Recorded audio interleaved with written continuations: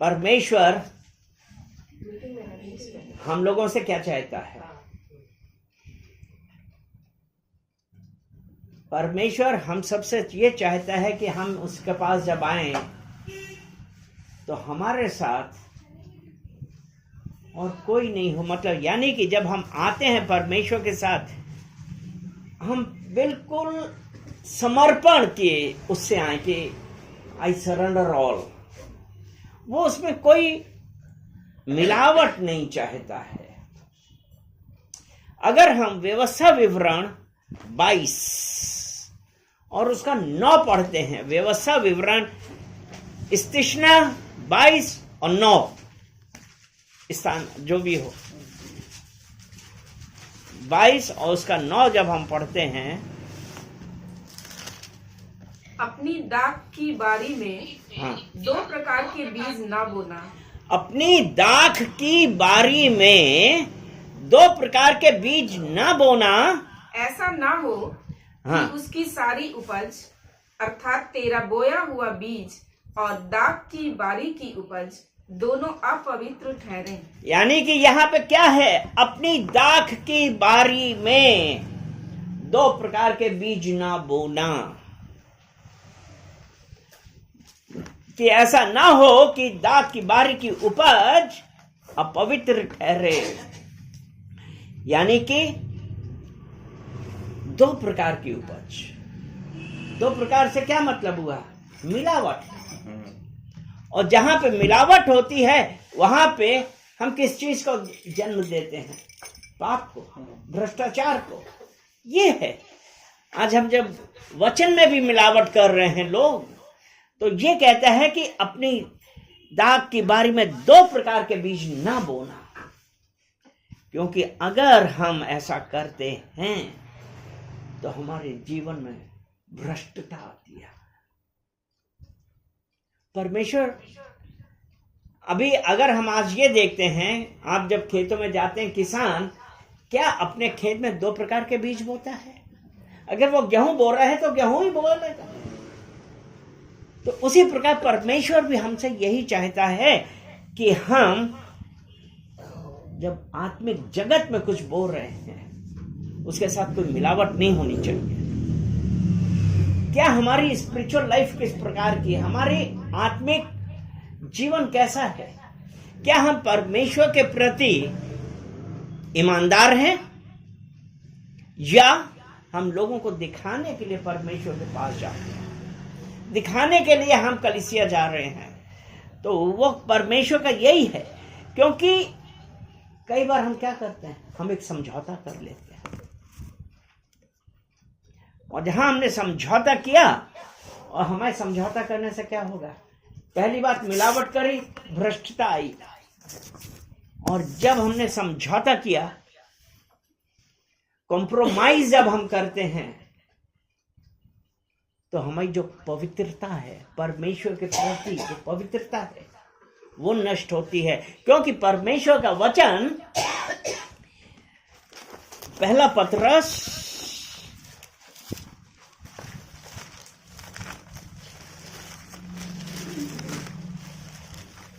पतरस और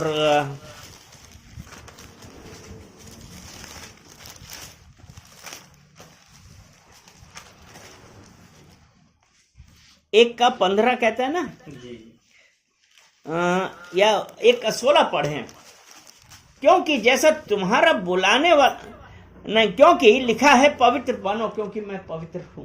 और लेकिन 15 में जो लिखा है, 15 वचन ये कहता है, पर जैसा तुम्हारा बुलाने वाला पवित्र है, वैसे ही तुम भी अपने सारे चाल चलन में पवित्र बनो। वैसे ही अपने सारे चाल चलन में पवित्र बनो। तो आज परमेश्वर हमसे क्या चाहता है कि हम कोई समझौता नहीं कर रहे। आज हम में से कितने लोग हम समझौता कर लेते हैं। हमने अगर परमेश्वर के उससे समझौता किया, यानी कि हमारी जो हमने पवित्र, इसीलिए जब परमेश्वर कहता है ना अपने सारे चाल चलन में पवित्र बनो, क्यों? क्योंकि परमेश्वर जानता है। तो आज हमारे लिए जरूरत इस बात की है कि हम पवित्र बने, क्योंकि जैसा हमारा बुलाने वाला पवित्र है। तो आज कहाँ पे हैं हम? आज हम हैं कहाँ पे? क्या हम पवित्रता में चल रहे हैं? क्या हम परमेश्वर के प्रति ईमानदार हैं कि हम अपनी मर्जी के अनुसार चल रहे हैं? और जब उसने कहा ना, अपनी दाख की बारी, अपने जीवन की दाख की बारी में 2 प्रकार के बीज ना बोएं।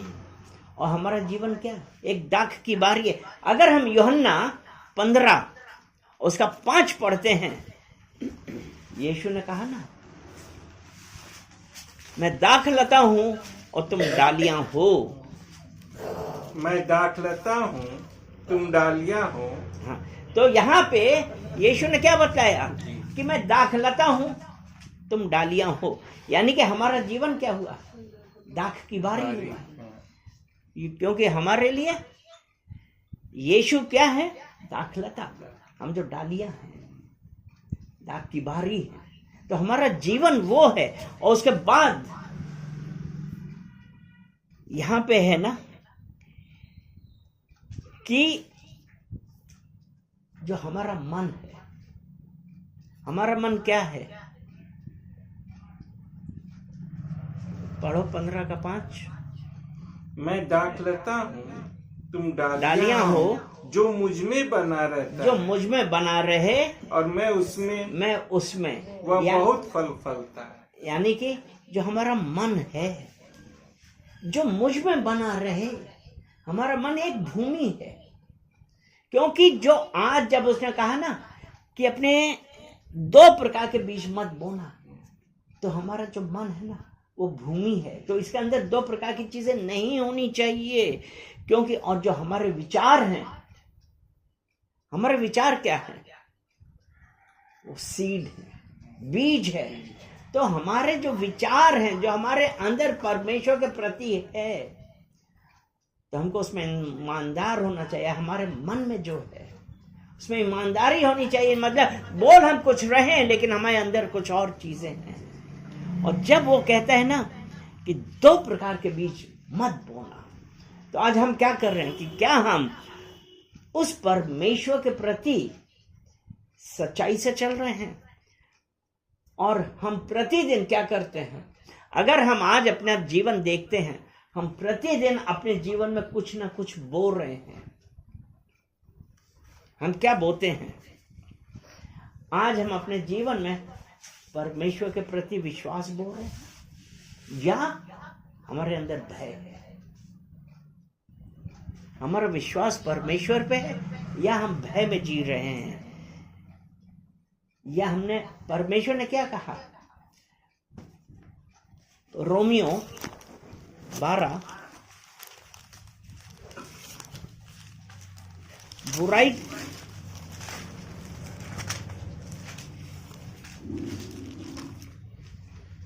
के बदले किसी से बुराई ना करें। बुराई के बदले किसी से बुराई ना करें। यानी कि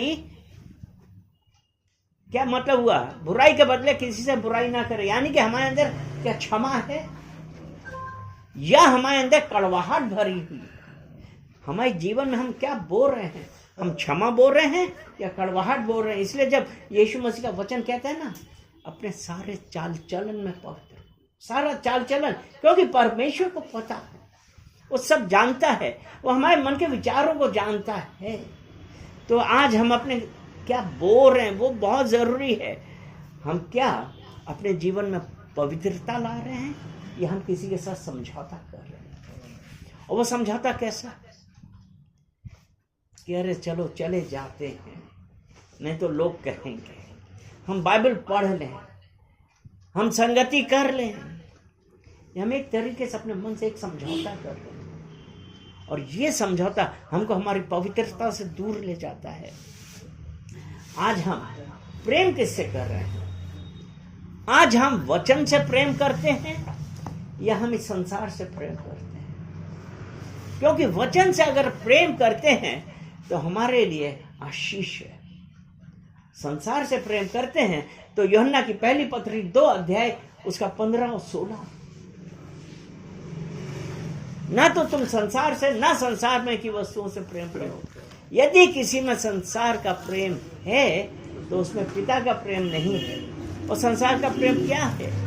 16 वचन में लिखा है, आंखों की अभिलाषा, शरीर की अभिलाषा और जीविका का घमंड। ये पिता की ओर से नहीं, वरन संसार की ओर से है। तो आज हम किससे प्रेम कर रहे हैं? आज हम किससे प्रेम कर रहे हैं? हमारे अंदर आज हमारे अंदर किसके प्रति प्रेम है?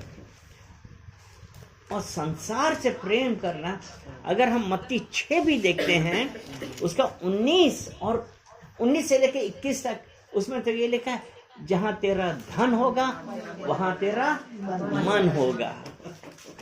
तो हमने किससे प्रेम किया?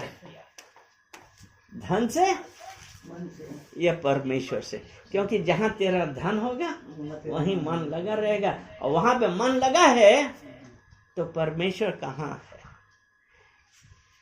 इसीलिए जब परमेश्वर, यही आज हमसे ये है कि हम वचनों पे मन लगाएं या संसार पे मन लगाते हैं।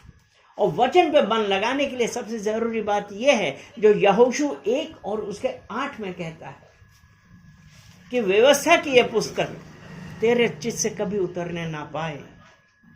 व्यवस्था की पुस्तक, और जो कुछ उसमें लिखा है उसके अनुसार तू करने की चौकसी करे तो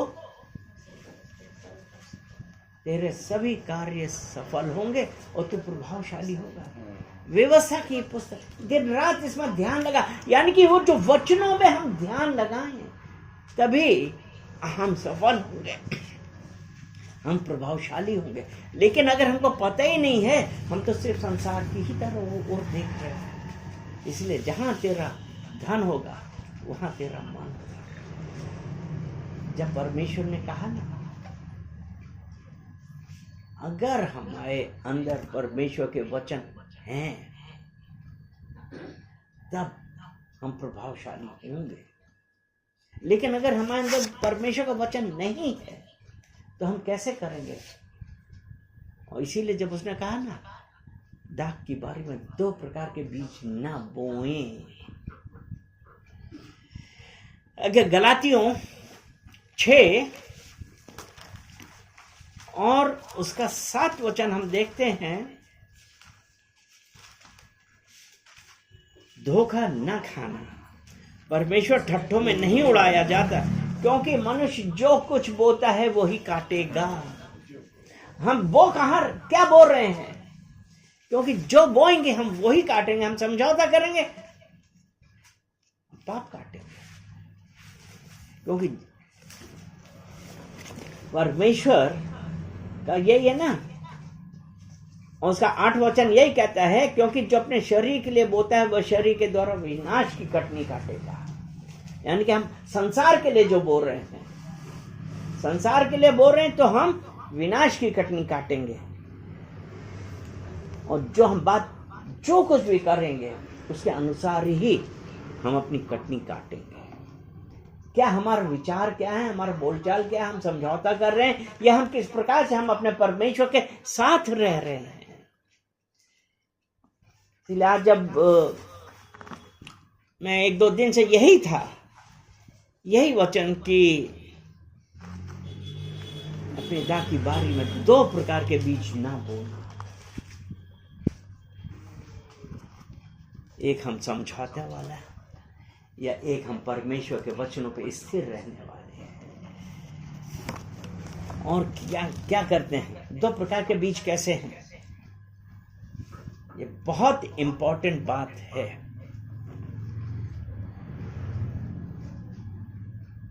हम प्रार्थना करते हैं। हमने क्या किया? प्रार्थना करी, लेकिन साथ ही साथ हमने पाप भी किया।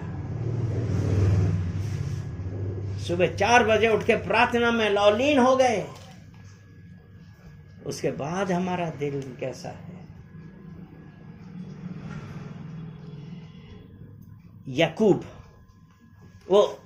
जेम्स याकूब 3,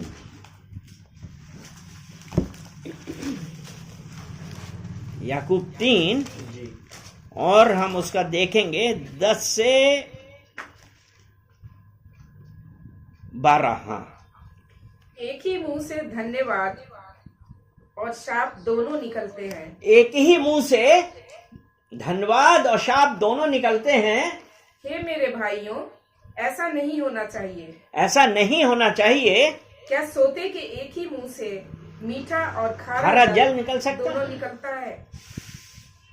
आगे। हे मेरे भाइयों, क्या अंजीर के पेड़ में जैतून या दाख की लता में अंजीर लग सकते हैं? वैसे ही खारे सोते से मीठा पानी नहीं निकल सकता है। हम प्रार्थना तो कर रहे हैं, लेकिन हमारे मुंह से क्या निकल रहा है? आज अगर हम ये कहते हैं कि हम प्रार्थना कर रहे हैं, हम सब कुछ कर रहे हैं, यानी कि हम समझौता कर रहे हैं। आज हम कर क्या रहे हैं? तो ऐसी आराधना क्या परमेश्वर को अच्छी लगती है? क्या हमको परमेश्वर ब्लेस करेगा, आशीष देगा? नहीं देगा। हम समझौता करने लगे। आराधना कर रहे हैं, समझौता कर रहे हैं। आराधना करना और समझौता करने का बहुत अच्छा उदाहरण सोने का बछड़ा। सोने का बछड़े के बारे में पता है? अगर हम निर्गमन 32 देखते हैं, Exodus 32. एक्सोडस 32,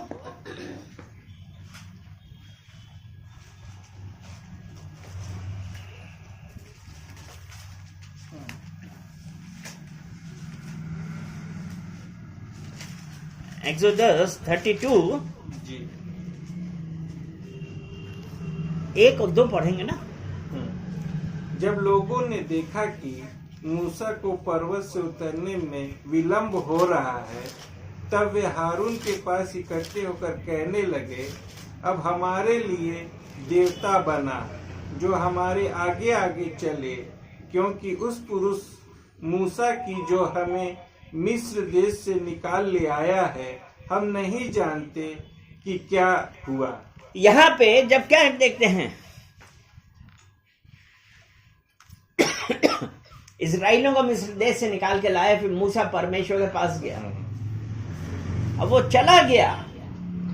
अब वो क्या कह रहे हैं हारून से? उनका एक दिमाग था, एक फोकस था। तो वो क्या कह रहे हैं? हमारे लिए एक देवता बना।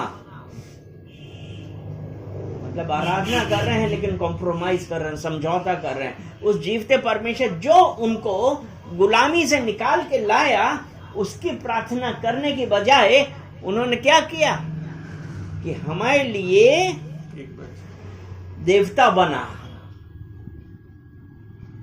समझौता कर रहे हैं। और फिर हारून ने क्या कहा कि सब जने सोने के जो भी जो है दे दो। उन्होंने बछड़ा बना दिया।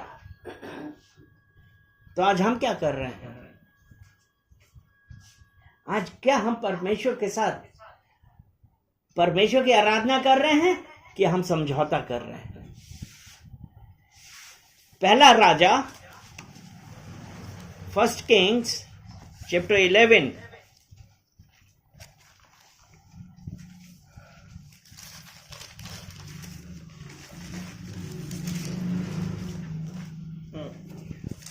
और उसमें हम देखते हैं,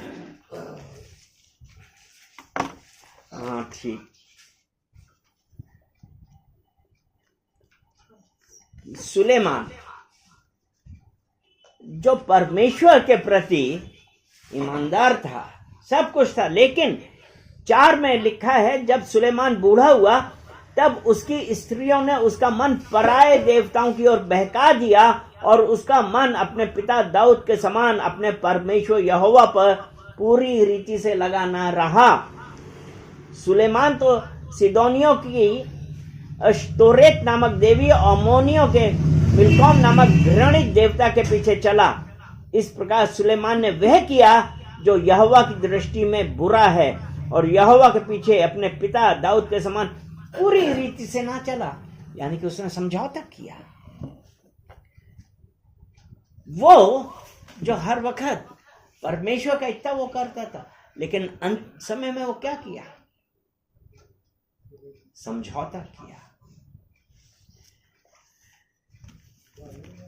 फिर हम विश्वास भी करते हैं, हम डरते भी हैं,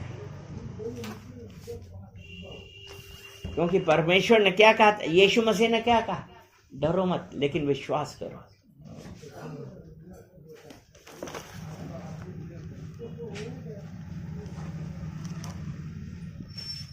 Isaiah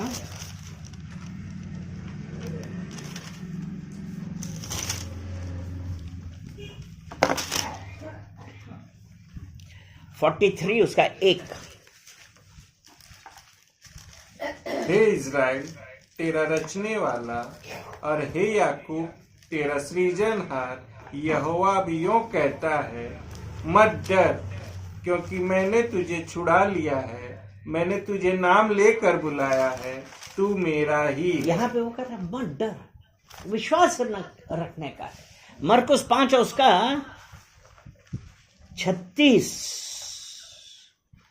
हाँ, जो बातें वे कह रहे थे उसको यीशु ने अनसुनी करके आराधनालय के सरदार से कहा, मत डर, केवल विश्वास रख। यानी कि आराधनालय के सरदार के पास आके लोगों ने कहा, तेरी बेटी जिसके लिए तू यीशु को बताया था और यीशु तुम्हारे घर जा रहा, वो तो मर गई। लेकिन यीशु ने क्या कहा? मत डर, क्योंकि आज जब यीशु हमारे साथ है तो हमको डर की क्या बात है? हमको विश्वास होना चाहिए कि यीशु हमारे लिए है। लेकिन हम क्या कर रहे हैं आज? क्या हम उस परमेश्वर के ऊपर विश्वास कर रहे हैं कि हम डर रहे हैं अपनी परिस्थितियों को देख के? हाँ, परिस्थितियां खराब हुई, हम डर गए कि अब क्या होगा। मरकुस 11 उसका 23 वचन, मैं तुमसे सच कहता हूँ, मैं तुमसे सच कहता हूँ कि जो कोई इस पहाड़ से कहे, जो कोई इस पहाड़ से कहे, तू उखड़ जा, तू उखड़ जा और समुद्र में जा पड़, और समुद्र में जा पड़, और अपने मन में संदेह ना करे, अपने मन में संदेह ना कर, वरन प्रतीति करे, यानी कि विश्वास रखे जी, तो वैसा ही होगा। हाँ। आज हम विश्वास किस पे कर रहे हैं? हम डरेंगे नहीं। यहाँ पे जो कोई इस पहाड़ से कहे, यानी कि कितनी बड़ी मुसीबत है, क्योंकि पहाड़ क्या छोटा होता है? पहाड़ तो वो है कि हमको दिखाई नहीं पड़ा उससे क्या है। लेकिन यीशु मसीह ने क्या कहा? इस पहाड़ से कहे जाके, इस पहाड़ से के जाके समुद्र में जा पड़े, संदेह ना कर। आज हम अपनी प्रॉब्लम्स को देख के संदेह कर जाते हैं, परमेश्वर का विश्वास नहीं कर रहे हैं। हम भय खा गए, लेकिन परमेश्वर का वचन है कि विश्वास रखें, क्योंकि हमारा परमेश्वर असंभव को संभव करने वाला परमेश्वर है। और जब हम दो बीज मिला देते हैं तो हमारे जीवन में क्या होता है? हम अपवित्र हो जाते हैं, मतलब हमारे अंदर पवित्रता नहीं रहती है। इसीलिए जब इधर व्यवस्था विवरण 22:9 में उसने यही तो कहा ना कि ऐसा ना हो कि जो कुछ तूने बोया है और दाग की बारी की उपज दोनों अपवित्र ठहरे। दोनों, जो बोया है और दाग की बारी, बीज और बेल, दोनों अपवित्र ठहरे। क्योंकि जब जीवन में, हमारे जीवन में जब मिलावट होती है, एक तरफ परमेश्वर, दूसरी तरफ संसार, तो उसमें हमारा क्या होता है? सबसे ज्यादा इफेक्ट पड़ता हमारा चरित्र।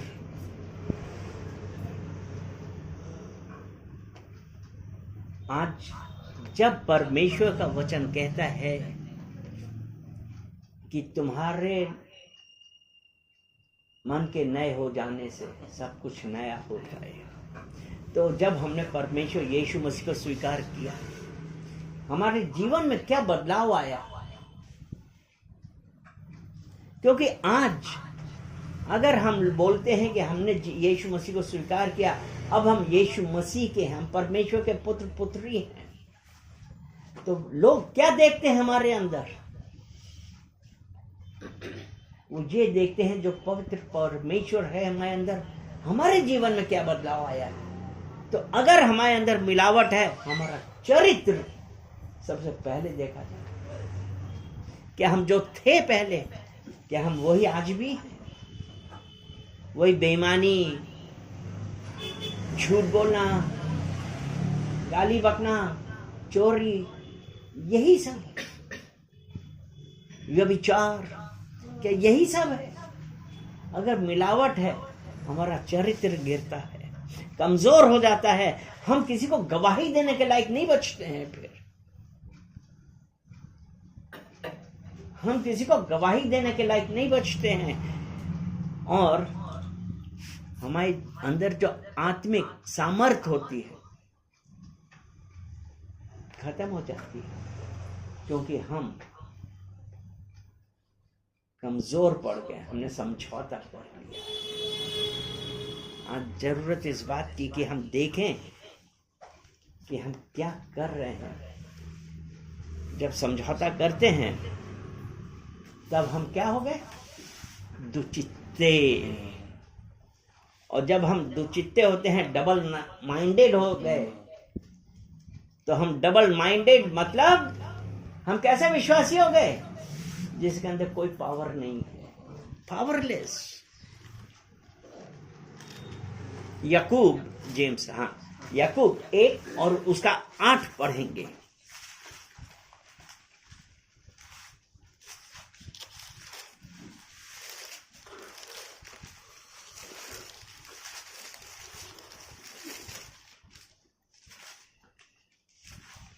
वह व्यक्ति दुचित्ता है और अपनी सारी बातों में चंचल है। क्या हुआ? क्योंकि हमारे अंदर दुचित्ता, यानी कि हमारे अंदर मिश्रण है, परमेश्वर और संसार दोनों है। और डबल माइंडेड आदमी बेकार है। और इसका जो हमारे पवित्र शास्त्र में, बाइबल में जो जो एग्जाम्पल्स हैं, लूत की पत्नी के बारे में कितना सबको पता है ना। लूत की पत्नी क्या थी? जब परमेश्वर के उसने बोला कि यहां से छोड़ के भागो, पीछे मुड़ के ना देखना, लेकिन लूत की पत्नी क्या कर रही थी? वो परमेश्वर को भी चाहती थी, लेकिन सदोम को छोड़ना नहीं चाहती थी। परिणाम क्या हुआ? जब वो पीछे मुड़ी, क्या बन गई? नमक का खंभा।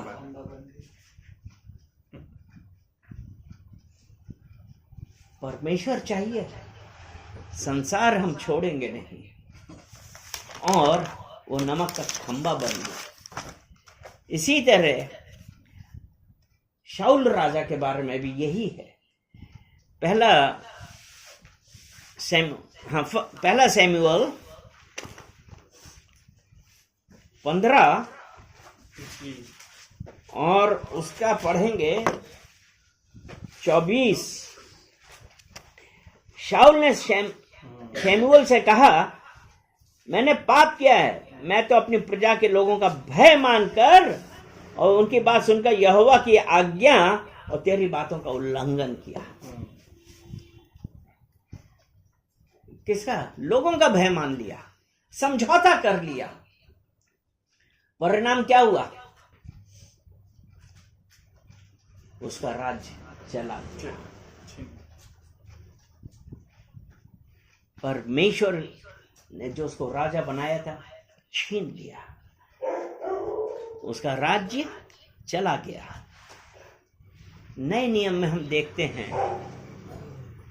अनन्या और सफीरा के बारे में। प्रेरितों के कार्य 5 और उसमें 1 से 10 तक हम देखते हैं। 1 से 10 तक पूरा नहीं पढ़ेंगे, लेकिन उसमें ऐसा है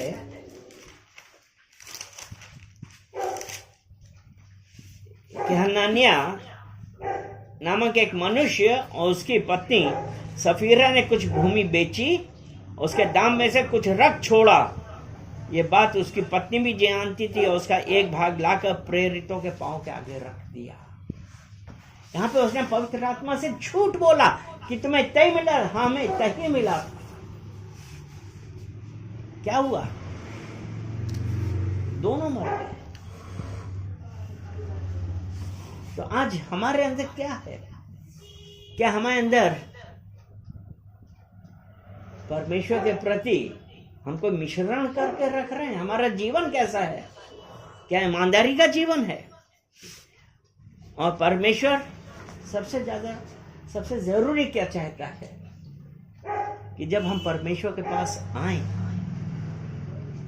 तो पूरे समर्पित रूप से आए कि I give all unto you. अपना सब कुछ परमेश्वर आपको देता है। रोमियो 12 और उसका 1 में,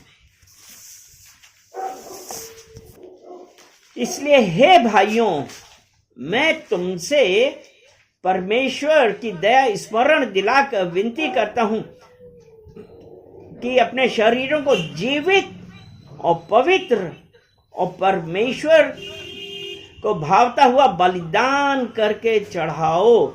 यही तुम्हारी आत्मिक सेवा है।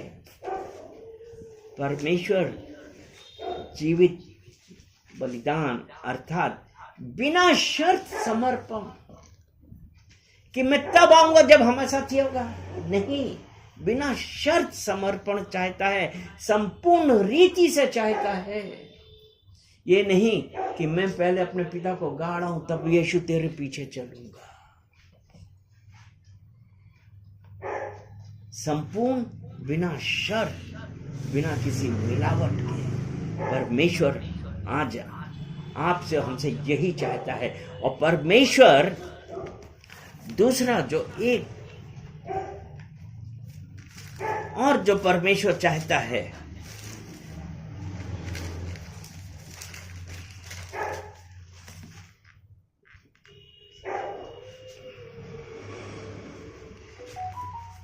ये प्रकाशित वाक्य 3 का 15-16 में है ना। मैं तेरे कामों को जानता हूं, तू ना तो ठंडा है और ना गर्म। भला होता कि तू ठंडा या गर्म होता।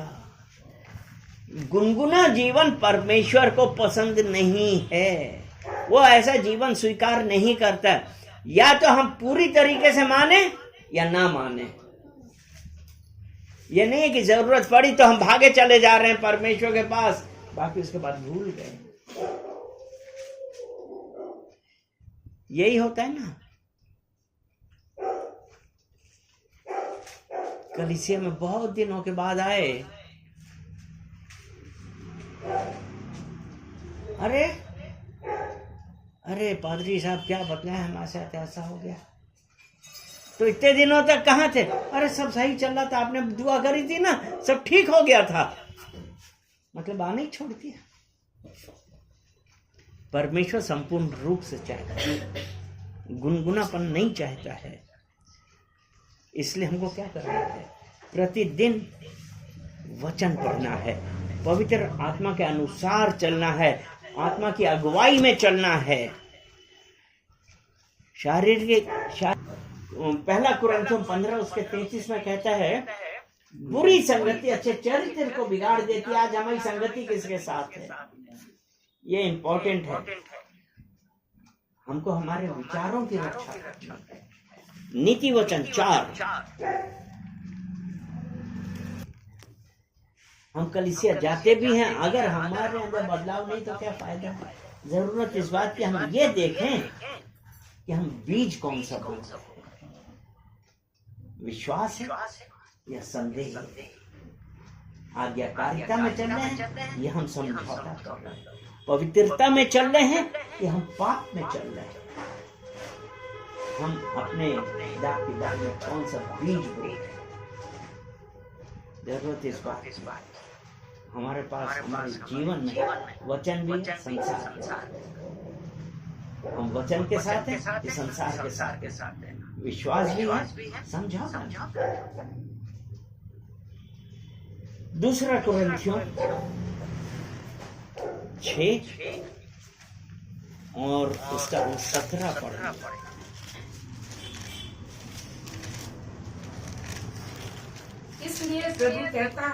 इसलिए प्रभु कहता है उनके बीच में से निकलो, उनके बीच में से निकलो और अलग रहो, और अलग रहो, और अशुद्ध वस्तु को मत छुओ, अशुद्ध वस्तु को मत छुओ, तो मैं तुम्हें ग्रहण करूंगा, तो मैं तुम्हें ग्रहण करूंगा।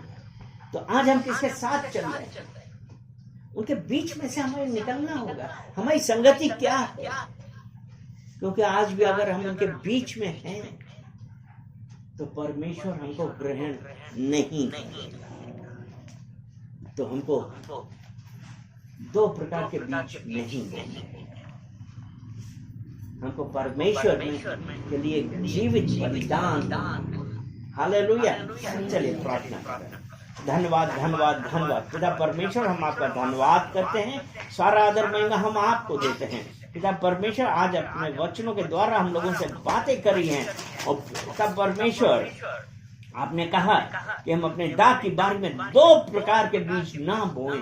पिता परमेश्वर प्रार्थना करते हैं हर देखने वाले के लिए, हर सुनने वाले के लिए, हर उपस्थित जन को पिता परमेश्वर हम आपको कमिट करते हैं और कहते हैं पिता परमेश्वर पवित्र आत्मा से बातें करिए पिता परमेश्वर।